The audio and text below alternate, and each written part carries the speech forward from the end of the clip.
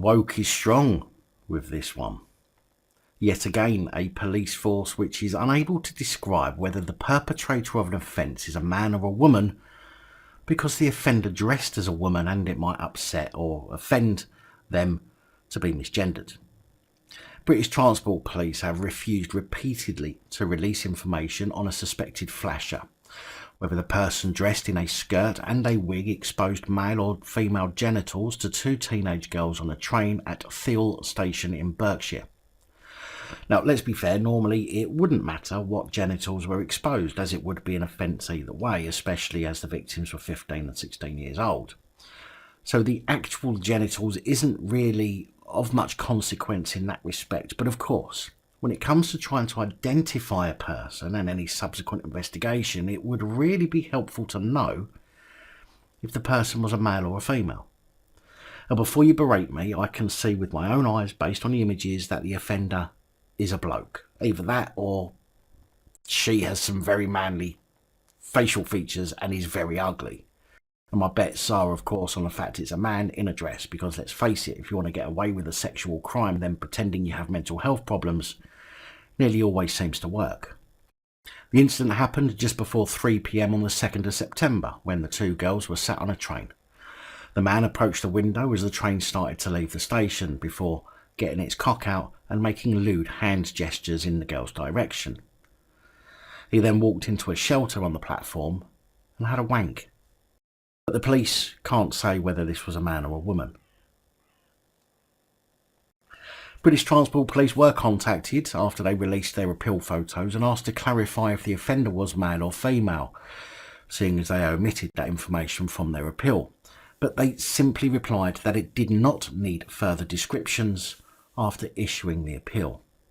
I mean, of course not, because in this day and age, the misgendering of an offender is so much more serious than serving justice for the victims. But it's not just me that feels that way, as social media users laid into British Transport Police are slamming their decision not to identify, basically, an important piece of information.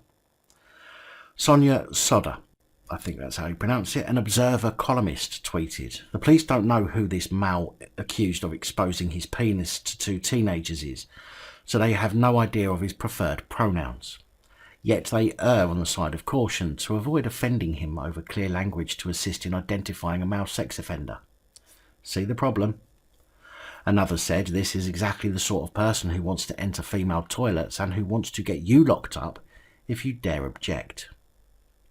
British Transport Police said, "We published this CCTV appeal as part of an investigation into a sexual offence on the railway against two teenagers. The individual shown in the CCTV image may have information which could assist the investigation and bring a sexual offender to justice. At this stage of the investigation, our priority is to speak to the individual. It is not necessary for us to add any further descriptors. We just want to identify the individual in the picture and would encourage anyone with information to assist us with this. We are committed to tackling violence against women and girls across the rail and underground network." Now, I think what the PR department from British Trans Protectors Police were meant to say was, "We published this CCTV appeal as part of an investigation into a sexual offence on the railway against two teenagers. The male shown in the CCTV image has been identified as the man who got his tallywhacker out to the two girls and then went and pulled himself off in the platform shelter. At this stage of the investigation, our priority is to speak to the man. It is not necessary for us to add any further descriptors, such as the man was wearing a dress, because that's clearly seen in the image. However, we must identify the man in the picture to prevent him from committing more offences and would encourage anyone with information to assist with this. We are committed to tackling violence against women and girls across the rail and underground network, but we will continue to make this as difficult as possible." What's the point of trying to bring this individual to justice when they won't get any real punishment anyway? Any court would be mad to try and find this sick man guilty of anything for the fear of being called transphobic.